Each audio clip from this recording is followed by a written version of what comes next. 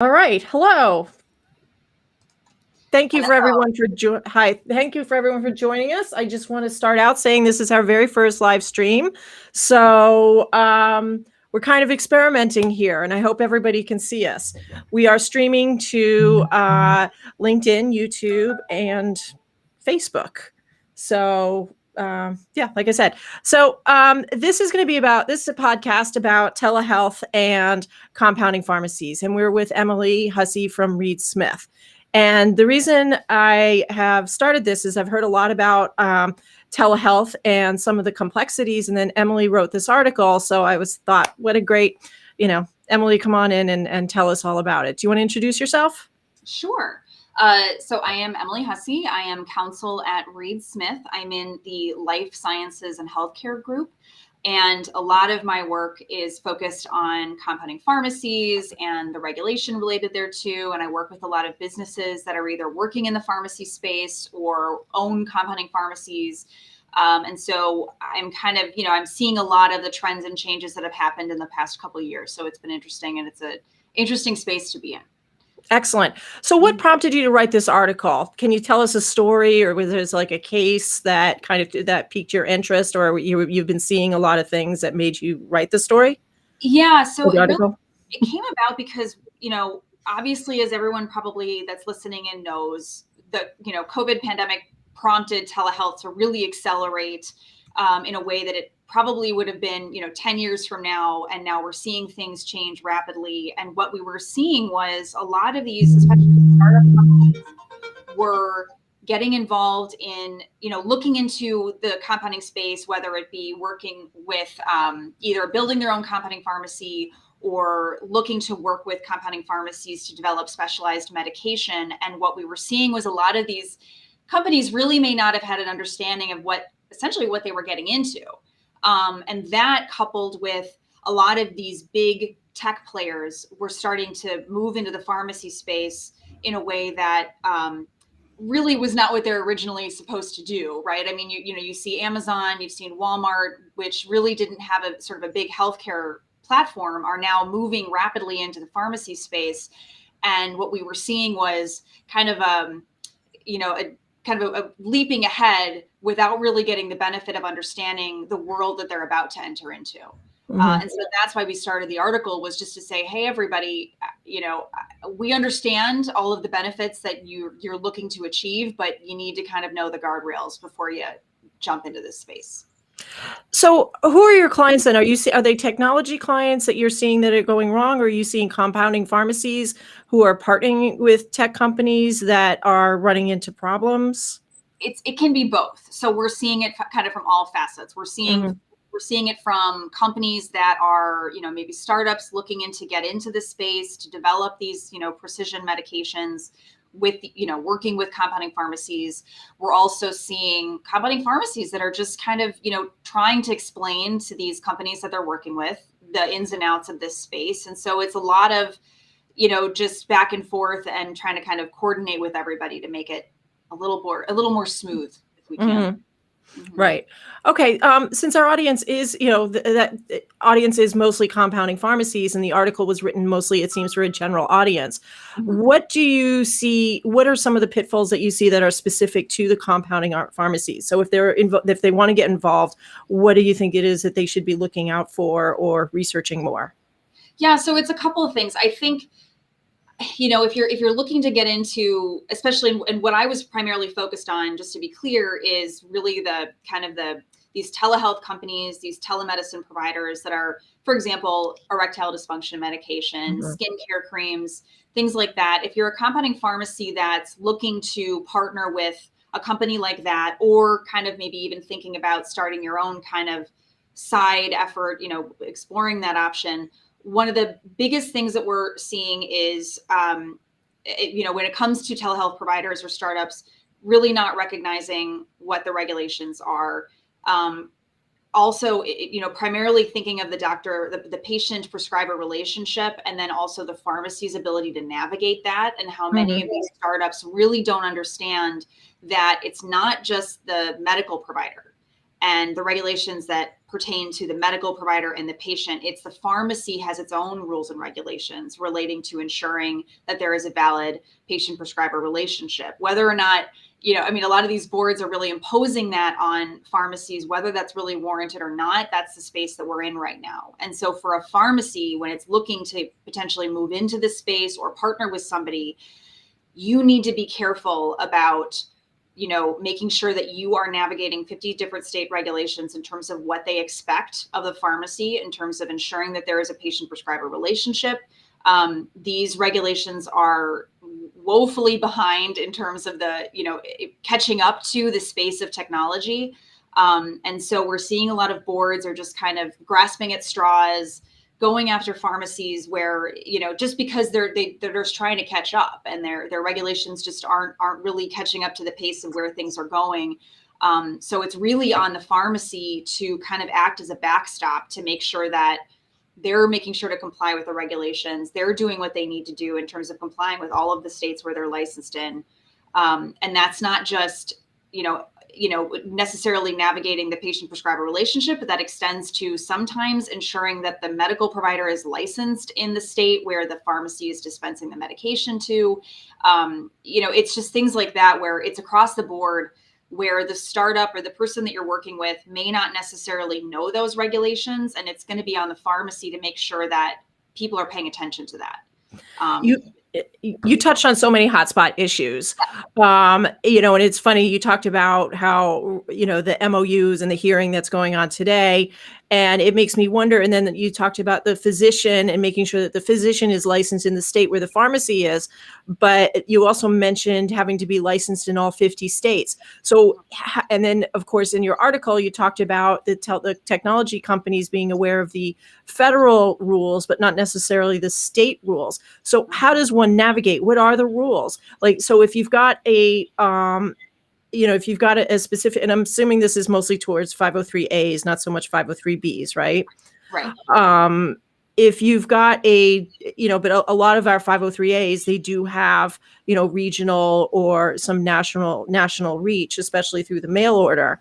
So can a doctor in, California prescribe something to a patient in New Jersey? Ooh, that is an interesting question. So I guess broadly speaking, it depends on the state. There have been waivers in place during the pandemic. It depends on if it's a controlled substance versus not. But in theory, a doctor should be able to prescribe a medication to someone in a state where they are not located in. However, there have been a lot of discussions about whether or not that doctor also needs to be licensed in the state where the patient is located. And even though the state regulations may not say one way or the other in that regard, frankly, most states, I believe, don't technically say that that the doctor needs to also be licensed in the state where the patient is located. A lot of state boards are still enforcing it that way. So, and then, even then, it's whose onus is it on to police that? And what you're seeing, really, you'd think it would be the doctors. The doctors have an obligation to make sure that they are licensed appropriately where they need to be. It is on the pharmacy to make sure that there is a valid patient-prescriber relationship, that they have an appropriate prescription with all the necessary information that complies with the, applicable rules and regulations of the state. However, boards are taking this extra step of placing the onus on the pharmacies to act as a backstop to double check a lot of these licensing, whether or not that should be required or not. But that's what we're seeing. And so it's causing a lot of extra headaches because it's not always possible for a pharmacy to have that information and have to double check that. Yeah. Not to mention, it requires the pharmacy to know a little bit more about how the treatment is occurring. For example, asynchronous versus synchronous telemedicine, whether or not the boards recognize one or both of those in the context of, assuming that a prescription is valid and then dispensing that prescription. So it's complicated is the easiest way to say it. It is complicated.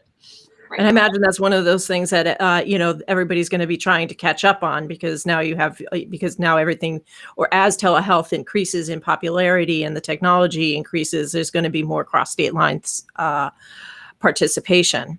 Yeah, and I'm interested to see. I think the next year is going to be interesting because states are really not going to have a choice but to try Mhm. to catch up to this and at least say one way or the other what their position is going to be, especially when it comes to synchronous versus asynchronous. I think Can you just define synchronous versus asynchronous? I know that's a most people probably know, but I don't. Yeah, no. So that's a great question. So synchronous is basically what we're doing right now, where you are talking, in Mhm. real time just to a doctor or prescriber.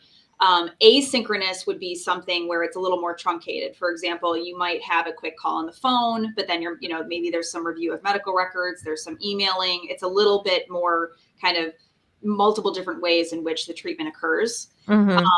Synchronous is great for some things, but I think what the COVID pandemic showed that it's not great for all things. And so I could see a lot more movement into more of the asynchronous space. And I'm not sure that boards have really caught up to how that works and how they can really, and basically kind of matching their regulations to the fact that asynchronous can still, you know, solicit a valid patient prescriber relationship, a valid treatment plan. I mean, so synchronous makes sense, but asynchronous, I think, is going to be a lot Is more common.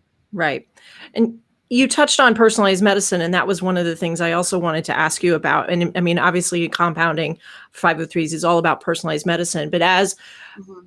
the medical industry progresses, and we talked a little bit about one of my conferences last year, is doing the or working more closely with doctors and having doctors actually integrated into the practice, or like having a space that you have a compounding pharmacy with a doctor's practice all in the same, in the same building. And we talked a little about what the legalities were and how to do that. But I'm wondering then, with the again, with telemedicine coming on, is that going to be able to make it easier for that kind of model to happen as we get past, just hormone therapies, and like you said, all the other things that you got, and get into more sophisticated personalized medicine? Do you think that there'll be an increased role for,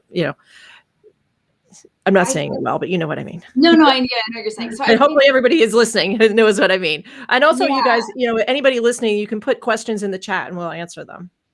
yeah. So I think what makes me a little concerned, just from a legal perspective, would be pharmacies are not practicing medicine, nor should they be looked at as kind of delving into that space Mhm. because. And so, when I look at the potential possibility of a pharmacy and a doctor kind of joining hands a little bit more, that's what scares me. Not to mention that I shouldn't say scared. I think, Yeah. then it looks more like the practice of medicine more and more. And so how do you navigate that? Not to mention there are restrictions on physicians owning stake in pharmacies for the perfectly valid reason that it looks like you're kind of double dealing. You're just using your own pharmacy to kind of fill Right. That it prescriptions. could look like you're just pushing drugs and things like that. Exactly. So there's a lot of kind of issues there. Then again, we've seen companies that have used doctors as kind of more consultants, which I think is a different thing. Um, Mhm. that's something that I think makes a little more sense, but I guess we'd have to kind of look. I guess we'll have to see what kind of happens because um, as we move forward, I think we're going to see more kind of this kind of trying to join hands. But the fact of the matter is that federal law and state law doesn't really match up with that right now. So you'd be in a risky position, I think. Okay, great. Well, our podcasts are generally about 15 minutes. Do we have any parting thoughts on what you think people should be, that we haven't covered? Some of the questions. Are there questions that you get that we haven't addressed? I think one of the things that I think I always like to say to either companies that are looking to get into this space or companies that are in this space and just trying to kind of expand options is that the regulations, both federal and state, are vague and have not caught up with the pace of technology. And what that means is there needs to be a general comfort in this space in kind of a gray area, living in Mhm. a gray space, because it's not black and white. There are risks. Those risks can be navigated. But if you're looking to get into a space where it's very easy, for example, FDA manufactured drugs, those regulations have been, hammered out for the past 30, 40 years. It is, exactly what you're getting into. You don't have that same feeling when you're getting into the compounding space. So it's important to understand that there may not be an answer, and there may not be an answer for a while, and that regulations are going to constantly be in flux. And so it's just, you have to pay attention. You have to have the right people at the helm that are navigating that with you and can advise you. And it's just, appreciate that, this is the space that you're in. So, okay, excellent. I actually do have one more question. Sorry. And it has to do with the doctors. Do the doctors have to have a physical relationship before they can go into a telehealth relationship? Again, that's very state specific. Right. So basically they have to look into it. You can't just jump into maybe an association with the doctor over telehealth. They have to, you have to look into your state regulation. Right. You'd want to be conscious of what the state regulations are to the extent it's at all possible, because it's not always clear. Okay. And just to reiterate, if a telehealth company wants to partner with a 503A, then the 503A, I mean, who's the onus of making sure all these regulations are in place? Is it on the technology company or the pharmacy? I would say the least risky approach was the onus should be on both, because it's not enough just for the telehealth company to police itself. It's or the telehealth, the whatever the startup is. The pharmacy needs to also ensure that it is protecting itself. So the least risky approach would be for everybody to just kind of make sure that they know the rules of the road.